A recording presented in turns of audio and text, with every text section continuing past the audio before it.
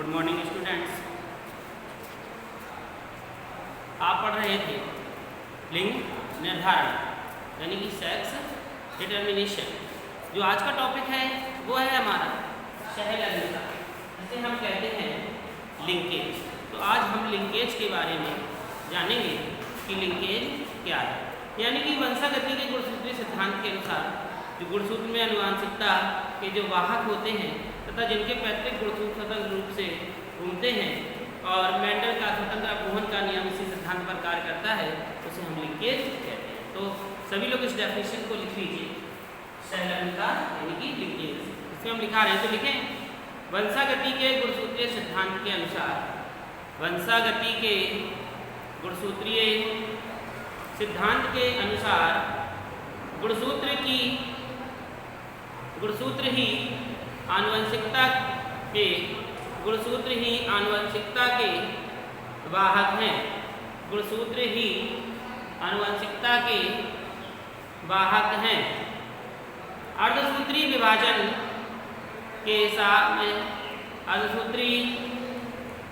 के समय मात्रक तथा पैतृक गुणसूत्र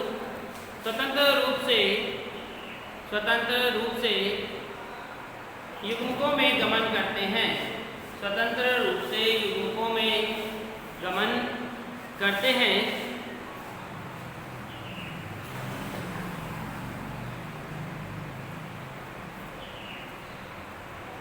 जिनके जीन असमजात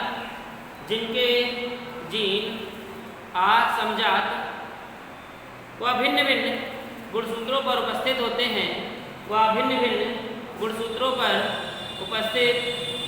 हैं, लेकिन जब कभी एक से अधिक जीन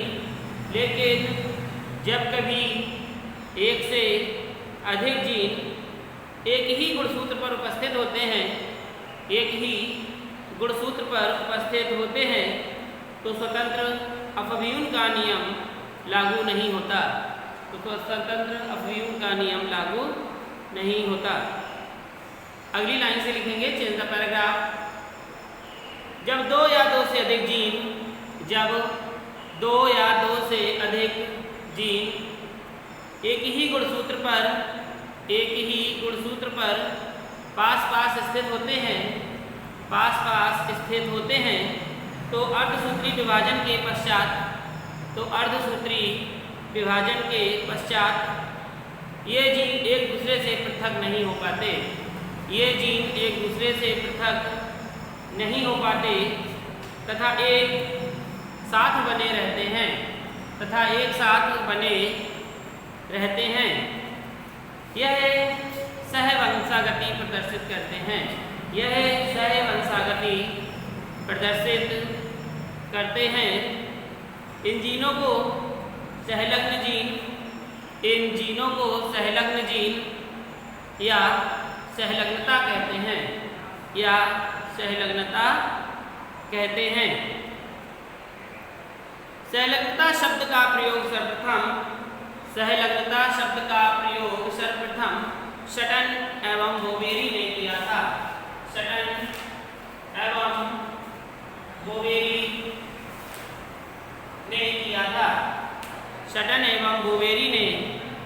किया था। तो ये था आपका सहलग्नता। अब अगली हेडिंग डालेंगे सहलग्नता के सिद्धांत। सहलग्नता के सिद्धांत।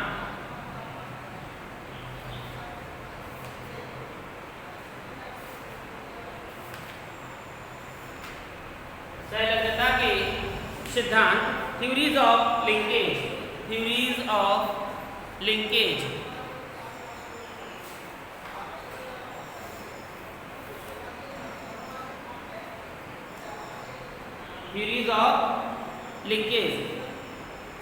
तो जो सहलग्नता के सिद्धांत हैं वो निम्न प्रकार से हैं।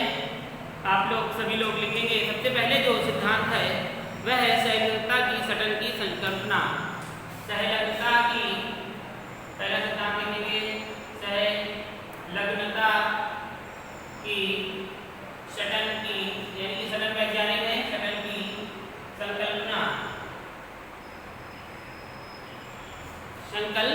संकल्पना। इसमें लिखेंगे इनके अनुसार जीन्स के समूहों की संख्या, इनके अनुसार जीन्स के समूहों की संख्या गुणसूत्रों की संख्या के समान होती है। संख्या गुणसूत्रों की संख्या के समान होती है।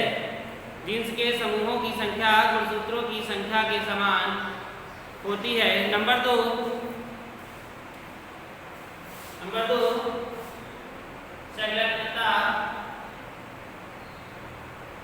सहलग्नता के लिए मार्गन की संकल्पना। संलग्नता के लिए मार्गन की संकल्पना। संलग्नता के लिए मार्गन की संकल्पना। तो मार्गन ने अपनी संकल्पना क्या दी संलग्नता के विषय में, तो ये समझेंगे। इन्होंने बताया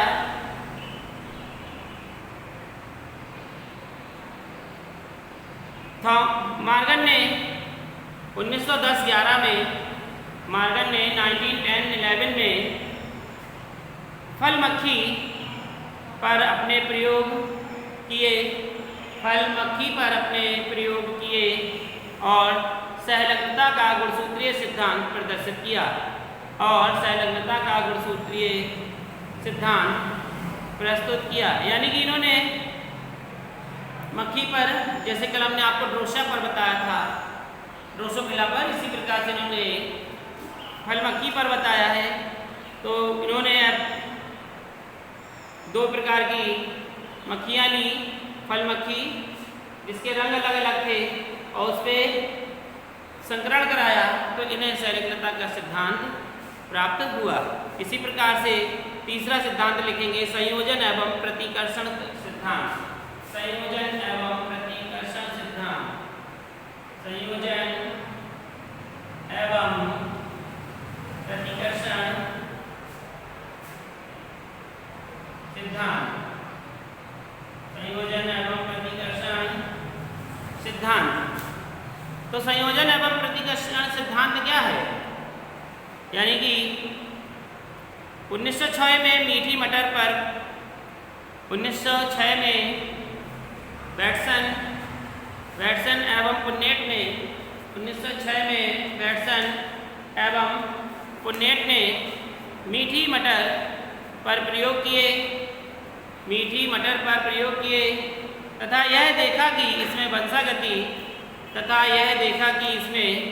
वंशागति में मेंडल के स्वतंत्र अपव्यूहन के नियम में तथा मेंडल के स्वतंत्र अपव्यूहन के नियम में भिन्नता होती है। तो बस यहीं तक आपको लिखना है, इसके बाद आप समझ लें। तो इन्होंने क्या किया कि अपने संकरण के नीले पुष्प वाले लंबे परागण तथा लाल पुष्प वाले परागणों को लिया, फिर उनमें संकरण कराया।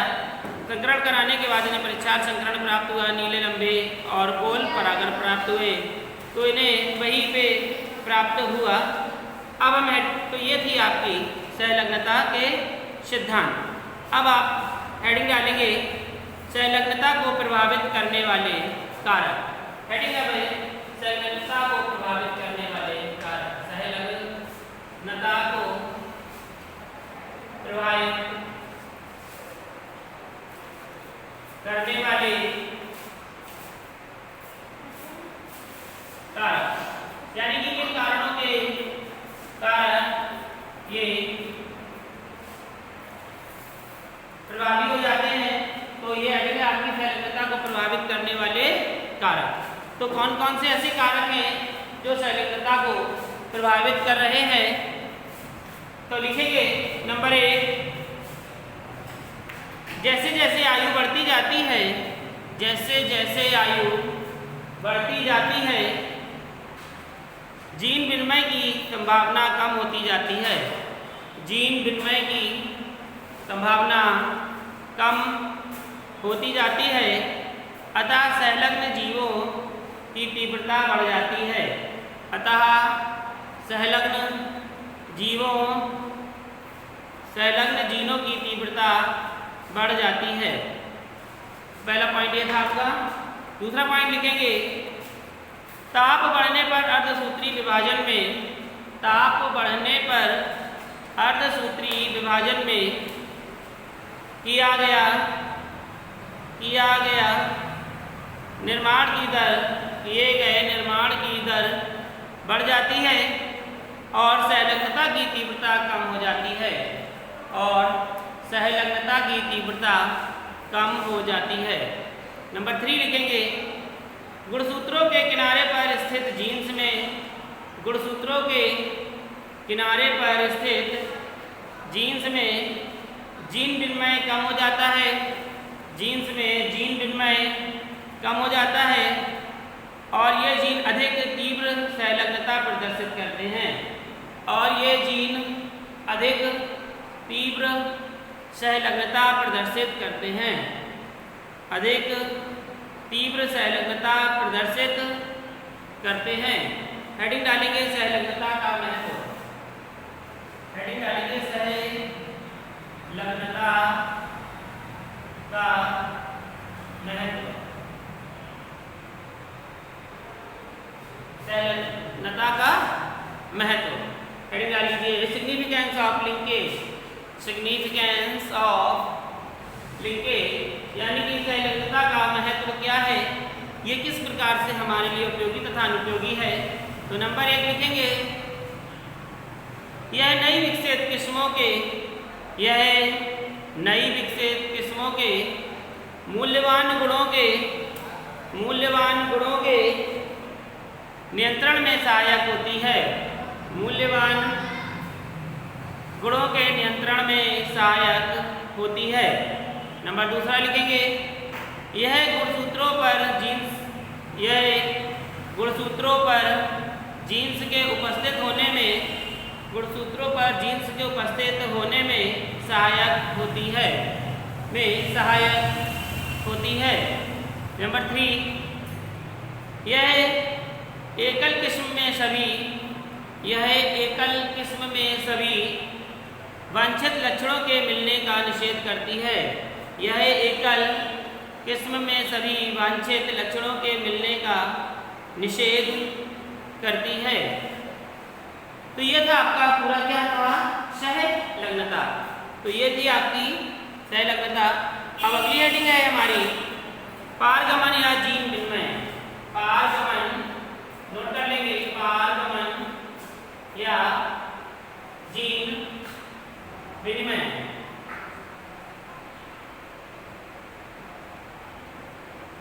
पारगमन या जीन विनिमय, क्रॉसिंग ओवर और जीन एक्सचेंज, क्रॉसिंग ओवर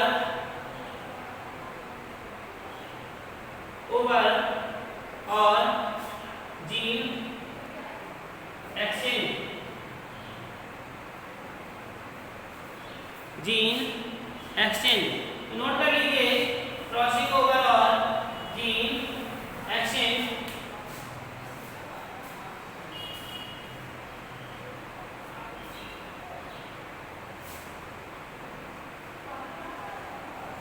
तो नोट कर लिया होगा, लिखेंगे ये क्या है, यानी कि अनेक संकरण जो कराए गए उनसे यह सिद्ध हुआ कि सहलग्न जीन भी वंशागति के समान एक दूसरे से पृथक हो सकते हैं। तो इसमें यही बताया गया है कि कई जीन भी एक समान होने के बाद भी पृथक हो जाते हैं। जैसे कभी कभी आपने देखा होगा कि पुरुषों में उनकी संतानें उनके माँ बाप के जैसी नहीं होती, बिल्कुल विपरीत हो जाती हैं। जैसे गोरे व्यक्ति की संतान का काला हो जाना, तो ये विपरीत लक्षण हो जाते हैं कभी कभी।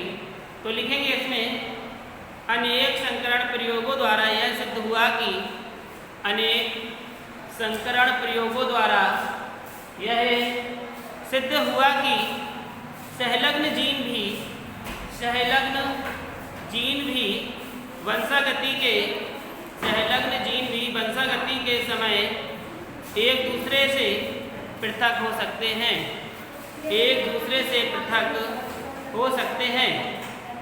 अर्धसूत्री विभाजन की पूर्वावस्था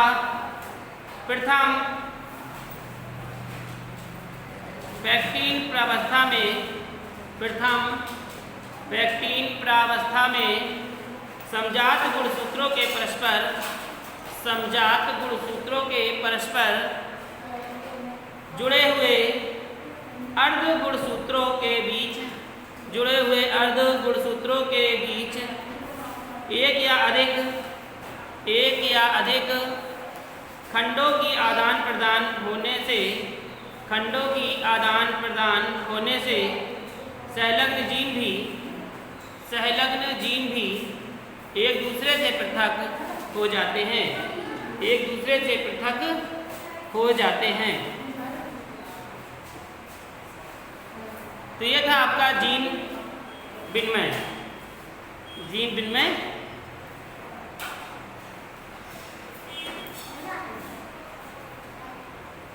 कल इसी के आगे हम आपको जीन विनिमय के आगे पढ़ाएंगे। ठीक है।